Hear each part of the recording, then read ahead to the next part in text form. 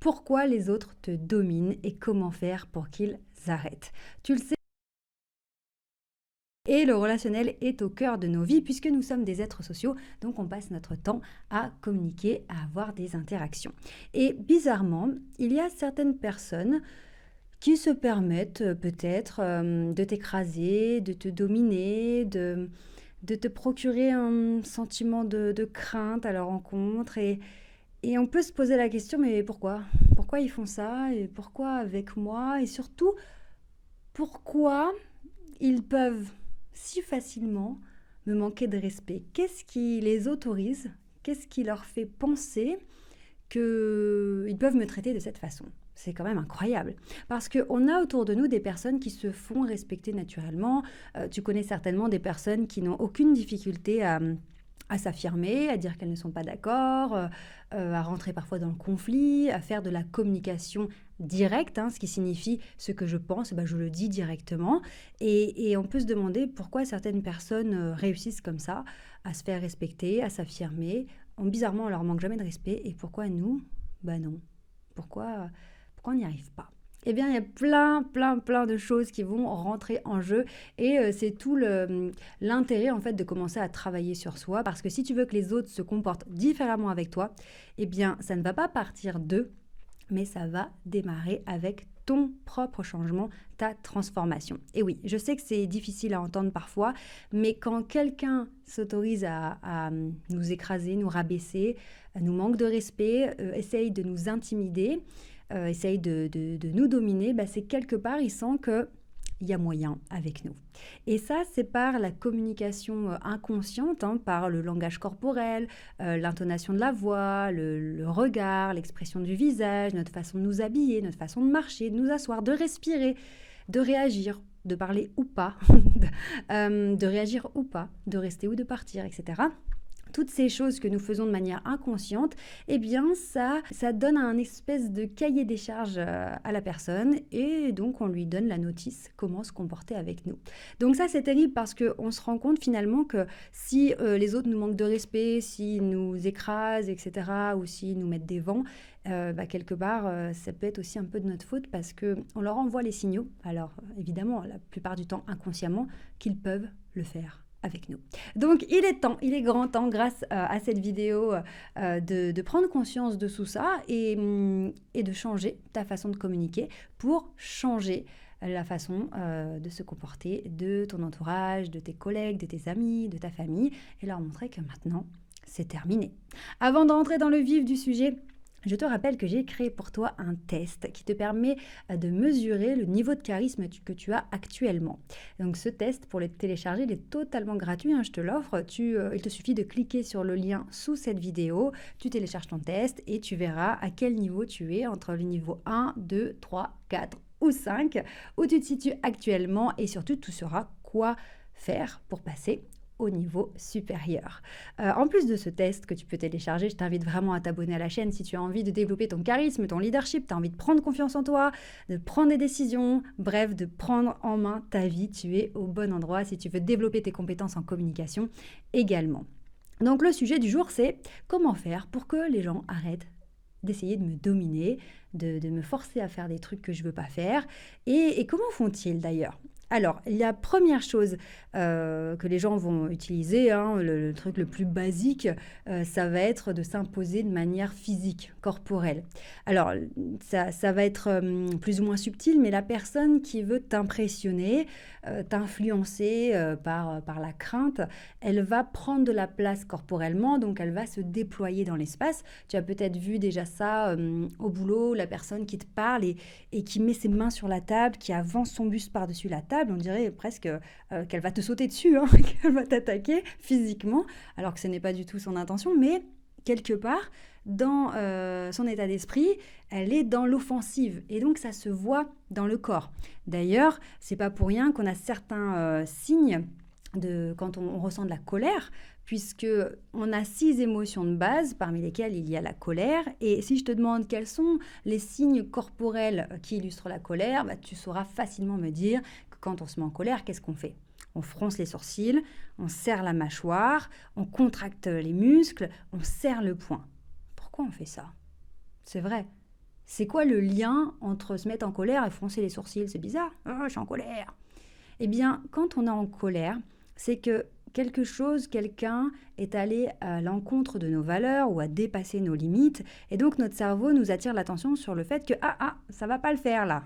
Il faut que tu te fasses respecter, il faut que tu t'affirmes ou il faut que tu défendes ton territoire, que tu défendes ta famille. Il y a quelque chose qui ne va pas. Donc, défends-toi. Et on a un côté très primitif, hein. Le côté défends-toi, le cerveau le traduit comme il va falloir se battre. Donc c'est pour ça qu'une personne qui se met en colère, elle va contracter tous les muscles du visage, serrer les dents, serrer les poings, parce qu'elle serre le poing, parce qu'elle s'apprête donc inconsciemment à mettre un coup de poing à son adversaire, et le visage, elle le crispe parce qu'elle s'apprête à recevoir des coups. Donc, une personne qui veut dominer, qui veut prendre l'ascendant sur toi en te faisant peur, vraiment en essayant de t'impressionner, de te déstabiliser, etc., c'est une personne qui peut avoir un regard très noir, avec les sourcils froncés, la mâchoire serrée. Et c'est pas forcément au moment où elle te dit quelque chose, où elle est énervée, ou voilà, dans un contexte où on sent qu'on est en conflit, en tension. Ça peut être quelque chose de plus subtil, qui va être, par exemple, dans le quotidien. Voilà, la personne, elle est là, elle fait ce qu'elle a à faire. Et elle est tout le temps comme ça, mâchoire serrée, sourcils froncés. Et finalement, qu'est-ce qu'elle fait quand elle fait ça? Elle t'envoie le message que, attention, viens pas te frotter parce que tu risques de te piquer, quoi. Si tu as un truc à me demander, ou si tu réfléchis avant, quoi. Et donc, quand tu es une personne plutôt timide, voire si tu es hyper sensible, etc., plutôt introvertie, voilà, c'est pas trop ton truc, toi, d'être dans la grande communication, le grand relationnel, etc., quand tu es face à ce genre de profil, surtout si la personne est imposante physiquement, hein, qu'elle est grande et qu'elle est large, ça peut vite t'impressionner, te décourager si tu avais une demande à faire, une réclamation, ou voilà, si tu avais besoin de t'affirmer un peu. Tu arrives et la personne a de l'extérieur comme ça, un visage froncé qui envoie ce message à ton cerveau primitif. C'est pas que tu dis « Oula, cette personne a les sourcils froncés, donc ça veut dire qu'elle me prévient qu'elle n'est pas forcément disposée à écouter ce que j'ai à dire, qu'elle me prévient qu'éventuellement, si je l'attaque, elle va répondre. » Non, c'est pas ça. C'est que tu es là et ton cerveau primitif, reptilien, lui, il est là en mode « Attention, analyse de l'expression du visage de l'interlocuteur. Sourcils froncés, dents serrées, mâchoire serrée. Signe d'agressivité, signe de colère. Attention, danger, danger. » Et bim, ça va déclencher une réaction de stress pour ta survie, parce que si jamais tu as quelqu'un en face de toi qui est agressif, ça peut être dangereux. Et donc le corps peut spontanément faire grimper en toi des hormones du stress, telles que l'adrénaline ou le cortisol.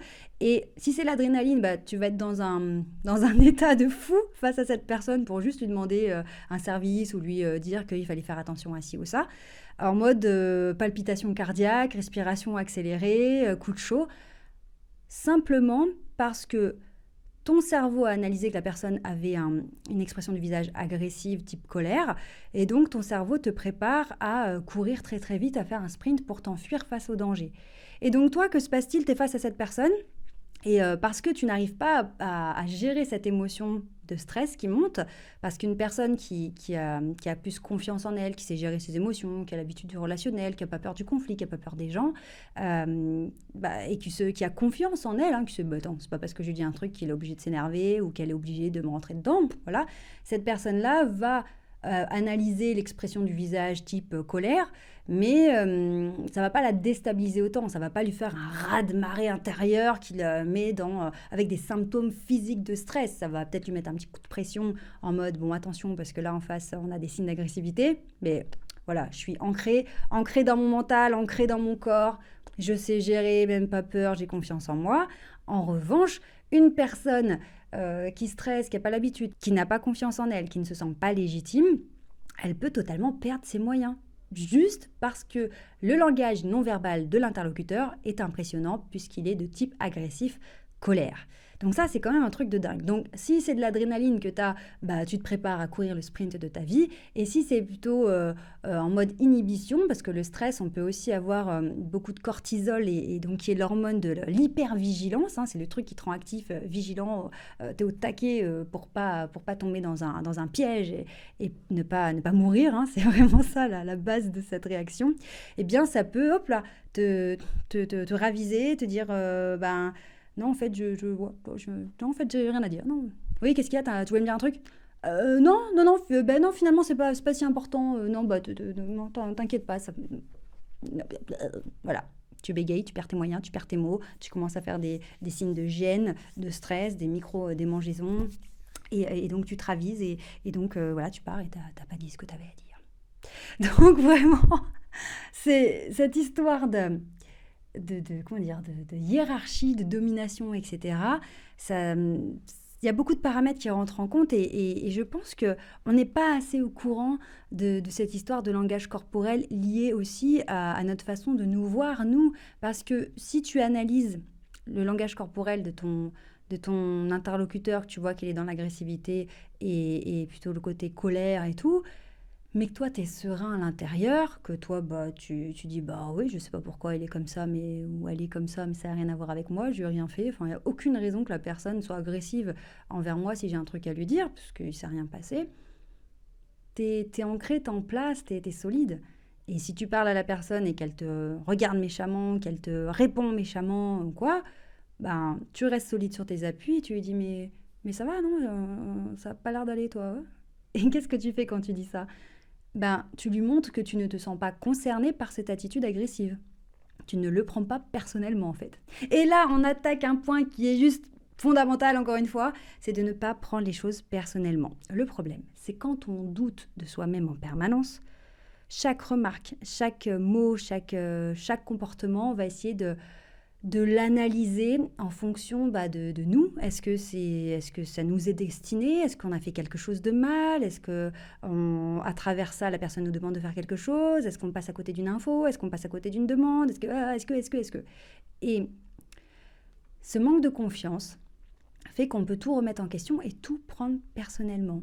C'est le cas, par exemple, quand une personne va dire ah bah du coup, on est complètement en dehors des clous là pour ce dossier, on est carrément en retard.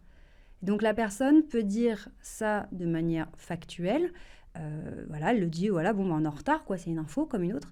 La personne en face qui doute d'elle risque de prendre les choses personnellement et de dire de se justifier, quoi, ou de s'excuser. Ah non, mais attends, mais moi, c'est pas de ma faute non plus, c'est à cause de l'autre aussi, il a fait traîner les trucs, donc du coup, moi, je pouvais pas derrière tout assurer, donc c'est pour ça qu'on est en retard, enfin, tu comprends, voilà.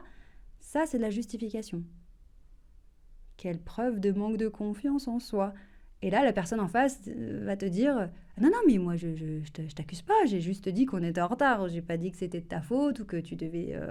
Non, non, je te demande pas d'explication, encore moins de justification, parce que pour rappel, toujours donner des explications, jamais donner des justifications. Bref, on en reparlera dans d'autres vidéos.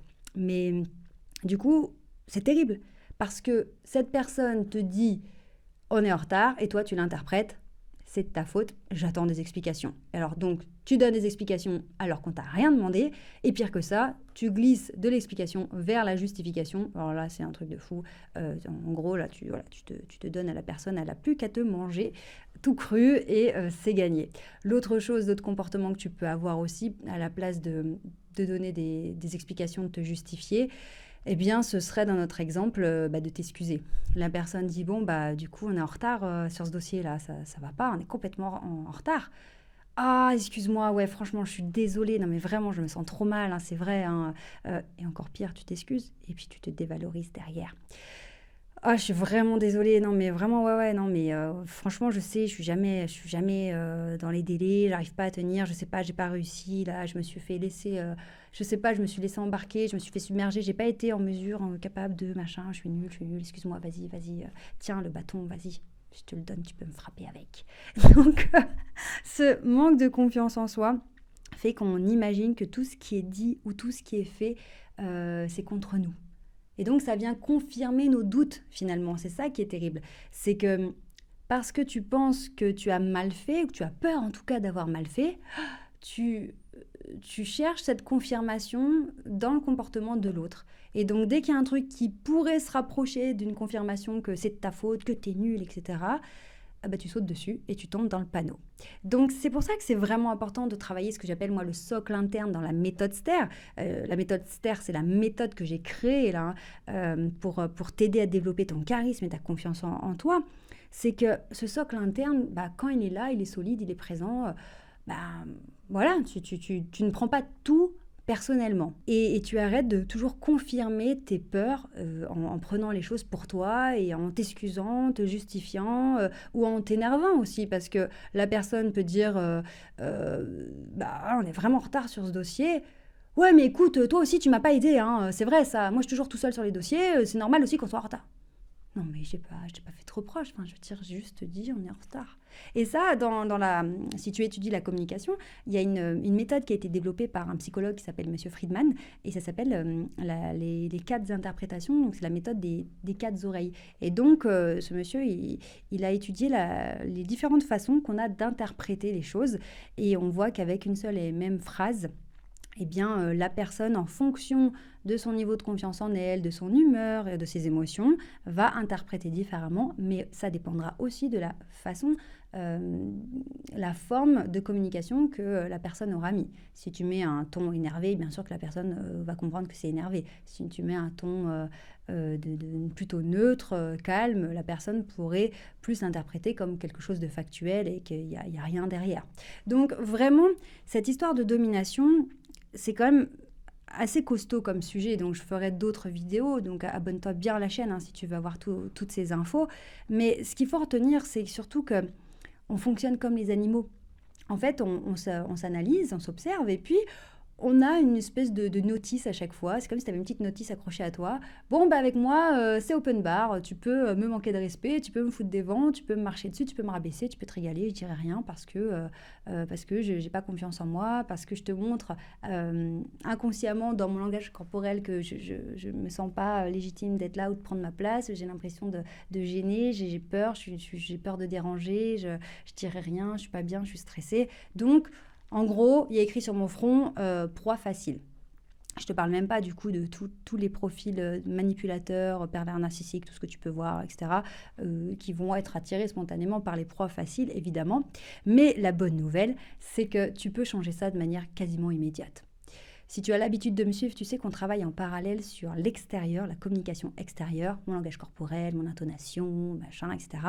Et en même temps sur l'intérieur. On parle depuis tout à l'heure de la confiance en soi, de l'estime de soi, etc. Et donc, si tu as la sensation que les gens ne te respectent pas vraiment, qui t'écrasent, qui ne te laissent pas prendre ta place, sache que tu peux changer ça immédiatement en travaillant ton langage corporel. Et ça, c'est un truc, c'est confirmé à chaque fois que j'ai une nouvelle personne qui rentre à l'Académie du charisme et qui a ce problème de respect, etc. Dans le bloc numéro 1 de la méthode STER, le système de transformation pour l'autonomie et l'intelligence relationnelle, c'est la méthode que j'ai créée dont je te parlais tout à l'heure. Dans le premier bloc, ça s'appelle la communication conscientisée. Ça veut dire que tout ce que tu fais, tu as conscience que c'est de la communication et donc tu ne laisses plus ta communication au petit bonheur la chance et tu commences un peu à regarder comment tu communiques et quels sont les signaux que tu envoies aux autres. Et bien à chaque fois qu'il y a une personne qui rentre à l'académie et qui a ce problème-là, en l'espace de 2 jours, c'est un truc de fou. Moi j'ai l'impression qu'on fait que commencer et la personne me dit j'ai changé ma façon de me tenir, j'ai changé ma posture, mon langage corporel, c'est fou, les gens se comportent totalement différemment. Tout à l'heure, j'ai une cliente là, même pas tout à l'heure, il y a une demi-heure, j'ai une cliente qui vit aux États-Unis et donc elle parle français, donc elle a pu intégrer l'académie et elle me disait que parce qu'elle a changé son langage corporel, ses voisins maintenant s'arrêtent pour la saluer. C'est pas un truc de fou ça? Les voisins qui lui disaient jamais bonjour, juste parce qu'elle a changé sa posture, sa façon de se tenir. Donc elle n'a pas forcément changé l'intérieur, elle n'a pas eu le temps, parce que le travail interne, sur le socle interne, il prend quand même plusieurs semaines, on ne va pas se mentir, il faut le temps que ça agisse, etc. De prendre conscience de certaines choses, en fonction de ton parcours, de ton histoire, ça peut prendre plus ou moins de temps. Mais le corporel, c'est immédiat. Tu es en ouverture, en déploiement dans l'espace, tu envoies un signal différent d'il y a 5 minutes. Et là, ses voisins qui ne lui disaient pas bonjour, boum, ils s'arrêtent et lui disent bonjour. J'ai un autre client la semaine dernière qui lui, il bosse la nuit et il me disait bah, d'habitude, je suis là, mes collègues, ils me calculent pas trop, voilà, je parle pas trop avec eux. J'ai changé mon langage corporel. Les gens viennent me voir. Mes collègues, ils viennent me parler, ils viennent me poser des questions, ils s'intéressent à moi, j'y comprends pas.